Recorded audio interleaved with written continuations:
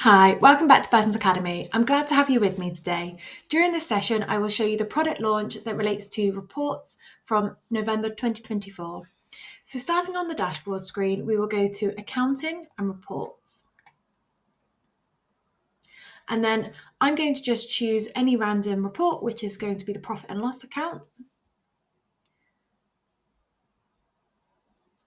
And the update that has now been created within Xero is on the Edit Layout section. So we'll go down to the bottom left and click Edit Layout.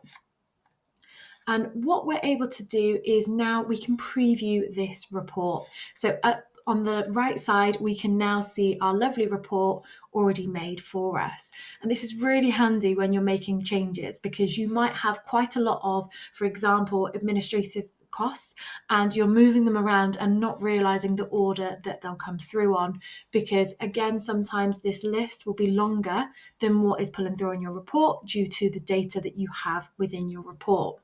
So for example, I might want to move my audit and accounting fees to be the very first admin costs that we see.